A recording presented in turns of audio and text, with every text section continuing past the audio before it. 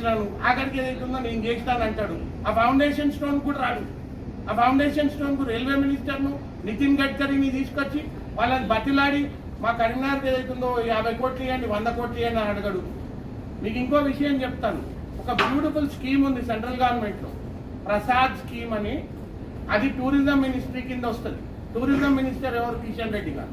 కిషన్ రెడ్డి గారు తెలంగాణ వాస్తవ్యులు.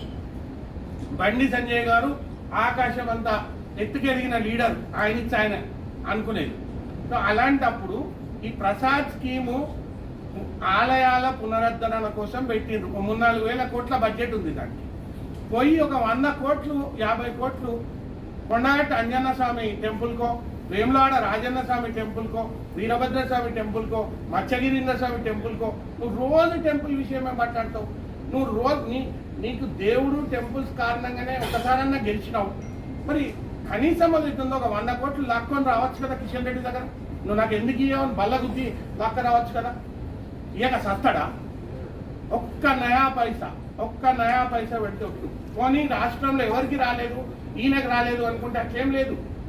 ఆ డికే అరుణ ఏదైతుందో జోగులాంబ టెంపుల్కు తీసుకొని పోయింది 50 కోట్లు.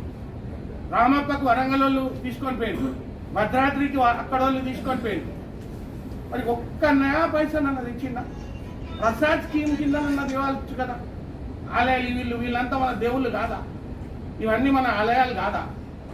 ఓన్లీ అయోధ్యలో ఉన్నోళ్ళే దేవుళ్ళ? ఇక్కడ ఉన్న దేవుళ్ళు కాదు, ఇక్కడ ఉన్న ఆలయాలు కాదు. వీటికి అభివృద్ధి అవసరం లేదు, వీటికి ఫండ్స్ అవసరం లేదు, వీటి పరిసరాలను బాగు చేసుడు అవసరం లేదు, అక్కడికి వచ్చే పిల్గ్రిమ్స్ కు ఫెసిలిటీస్ ఇంప్రూవ్ చేసే అవసరం లేదు. అసలు ఏదన్నా అభివృద్ధి కార్యక్రమం చేసినారండి? ఒక కనీసం జనరల్ బాడీ 40 మండలాలు ఉన్నాయి, 6 మున్సిపాలిటీలు ఉన్నాయి, అండ్ ఒక కార్పొరేషన్ ఉంది. ఎన్ని జనరల్ బాడీలు అటెండ్ చేసిండండి? నాకు తెలిసిన మేరకైతే ఒక్కటి కూడా అటెండ్ చేయాలి. ఆయన 520 600 మొత్తం అయితే ఒక్కటి సింగిల్ కూడా అటెండ్ చేయాలి. అంటే ఇంత బిజీ ఏంటండి? నాకు అర్థం కాదు. మీరు మరి ఆకాశం దాకా పోతే మరి ప్రజలకు అసలు దరిదాపులనే లేకపోతే కేసీఆర్ గారిని కేటీఆర్ గారిని ఎందుకు బొందబెట్టిండ్రు?